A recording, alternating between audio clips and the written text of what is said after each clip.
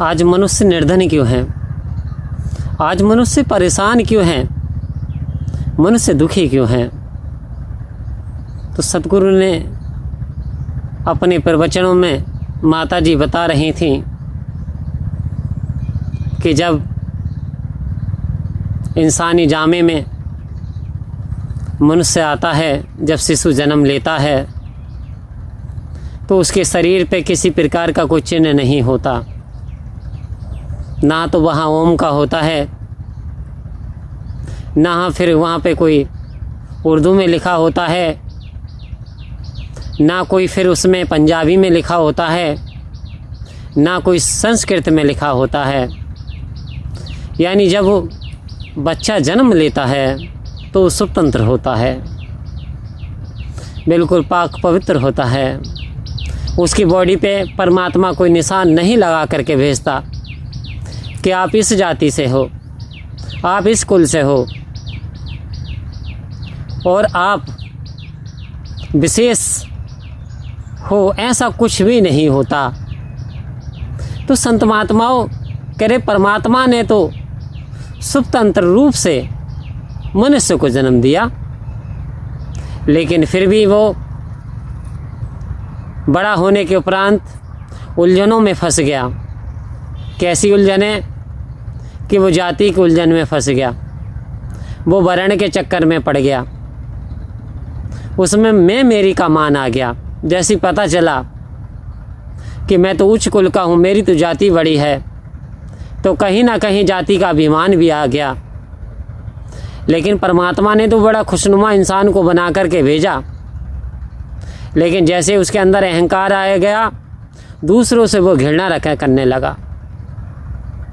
फिर जो मोहब्बत, फिर जो प्यार जो मन में था, अब वो तब्दील हो गया, अब वो बदल गया, क्योंकि वो यहाँ अभिमान ने घर कर लिया। मेरा कुल बड़ा, मेरा अभिमान बड़ा, मेरा पूज्य बड़ा। तो सदगुरु इस ओर इशारा दे रहे थे कि वास्तव में परमात्मा ने तो स्वतंत्र और आज़ाद बना करके भेजा, आनंदित बना करके भेजा, लेकिन मनुष्य ने अपनी दृष्टि में विकार डाल लिया। और जैसी दूरदृष्टि दोष इसके अंदर आया, जैसी दृष्टि दोष इसके अंदर हुआ, तो वास्तव में फिर आनंद लुप्त हो गया। कहने निर्धन है कौन? आखिर निर्धन कौन है? क्या जिसके पास संसार तो तुलना ये करता है कि जिसके पास संसारिक धन नहीं होता वो निर्धन हुआ करते हैं। ऐसे जैसे प्रॉपर्टी है, संपत्ति है, धन दौलत है, संसार का पैमाना यही है। जिसके पास दौलत नहीं वो निर्धन। लेकिन क्या वास्तव में वो निर्धन है?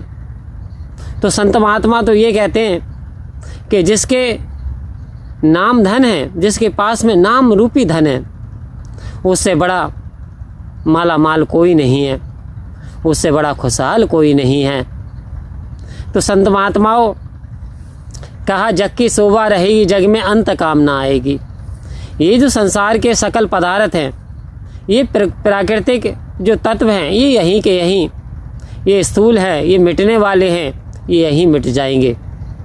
बाकी रही इंसान के शरीर की, शरीर तक साथ नहीं जाता, कोई कपड़ा साथ नहीं जाता, आभूषण साथ नहीं जाते, सब यहीं रह जाते हैं। तो फिर वो कौन सा धन है जो कि इंसान के साथ जाता है, जो कि उसे परम लक्ष्य तक ले जाता है?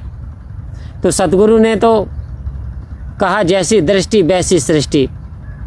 सतगुरु ने हमारा ना खाना बदला, ना पीना बदला, ना पहरावा बदला, लेकिन हमारी दृष्टि बदल दी, हमारा नज़रिया बदल दिया, हमारी सोच बदल दी। जैसे सतगुरु ने हमारी सोच बदली और कहा ये संसार में जितने भी प्राणी हैं सभी अपने हैं, एक नूर है सबके अंदर, नर है चाहे नारी है, ब्राह्मण क्षत्रिय वैश्य हरिजन एक की खलकत सारी है। काया सबकी एक ही जैसी, एक ही रब संवारी है, जात पात के झगड़े कैसे कैसी लोकाचारी है।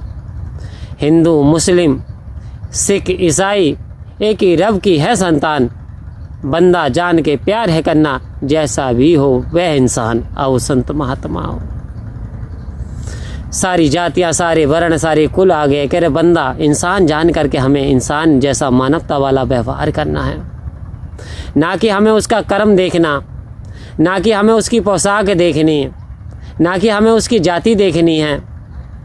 हमें तो मनुष्यता वाला काम करना है, अर्थात मानव बना करके हमें परमात्मा ने भेजा, तो मनुष्य का काम है परमात्मा का जो संदेश है, जो ये प्यार है, ये फैलाते चले जाना है। इस प्यार को अमल में लाना है, धारण करना है। क्यों संत महात्माओं, जब हमारी सोच बदल जाती है, दृष्टि बदल जाती है, तो फिर संसार में कोई बेगाना नज़र नहीं आता, सभी अपने लगते हैं, कोई पराया नहीं होता। जड़ में चेतन में फिर ये परम तत्व नज़र आता है। क्योंकि ये सतगुरु की कृपा से जब ब्रह्म ज्ञान की दात हमें मिल जाती है, तो वास्तव में जीवन जीने की कला हमें मिल गई। तो कह रहे हैं जीवन को हर पल आनंद में जियो। जीवन को या तो आहा करके जी लो या वाहा करके, ओह में दुख है और वाह में आनंद है। कह रहे एक एक पल बड़ा कीमती होता है, और ये जो पल चला जाता है वास्तव में लौट के कभी नहीं आता। दुनियावी वस्तु आ जाती है, लेकिन समय लौट करके नहीं आता। तो जितना समय मिला उतने समय में दातार का धन्यवाद देते हुए वास्तव में हम हर पल का आनंद लें, हर पल धन्यवाद देना आ जाए। संत महात्माओं, यदि वास्तव में हमें धन्यवाद देना आ गया अपने बनाने वाले का, इस क्रिएटर का, इस ब्रह्मांड के स्वामी का, इस मालिक का, तो वास्तव में हमारा ध्यान भक्तिमय बन जाता है। वास्तव में फिर हमारी नज़र बदल जाती है, वास्तव में फिर हमारे जीने में आनंद आता है। क्योंकि नज़र बदलोगे नज़ारे बदल जाएंगे, सोच बदलोगे तो सितारे बदल जाएंगे। कह रहे सोच बदलता है इंसान तो सितारे भी बदल जाते हैं, अर्थात भाग्य। कर्महीन नर पावत नहीं, जो कर्मों से हीन होते हैं, जो केवल इच्छा रखते, चाहत रखते, करते कुछ नहीं, वास्तव में उन्हें कोई पदार्थ भी मिलता नहीं, वास्तव में उनकी कोई इच्छा भी नहीं पूरी होती। तो सद्गुरु तो इस ओर ध्यान दे रहे हैं कि हमें वास्तव में गृहस्थ आश्रम को अपनाते हुए, यानी चारों हाथ पैरों का सहारा लेते हुए इस संसार में बेशक जग से प्यार करो, लेकिन मेन पर्पज, मेन उद्देश्य, टारगेट परमात्मा को रखो।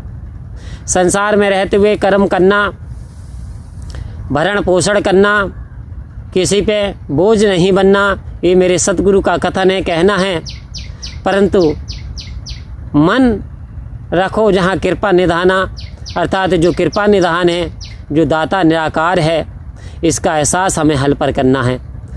कर्म हाथों से करना, लेकिन मन परमात्मा में रखना है। संत महात्माओं, तो जैसे ही इसका एहसास हमारे जीवन में आता है, हमारा ध्यान बनता है परमात्मा की तरफ, तो वास्तव में इस रूह रानी को बड़ा सुकून आता, बड़ा आनंद आता है, जीवन सुकून से भर जाता है। तो सतगुरु कह रहे निर्धन वही है जिसके नाम धन पल्ले नहीं है, और माला माल वही है जिसके नाम रूपे रतन धन पल्ले है। खुशहाल वही है जिसने हर पल को आनंद में जिया है, हर पल परमात्मा का धन्यवाद दिया है। तो आओ संत महात्माओं, इस परमात्मा का धन्यवाद देना आ जाए, इस पल को जीना आ जाए। यही आज सद्गुरु हमें सिखा रहे हैं कि ज़िंदगी को आहा करके जी लो या बहा करके जी लो। आओ संत महात्माओं, तो ज़िंदगी को हमें बहा करके जीना है, सतगुरु के वचन पे चलते हुए, सतगुरु की शरण लेते हुए जीवन को सफल बनाना है। परम प्यार से बोलिए धन्यवाद जी।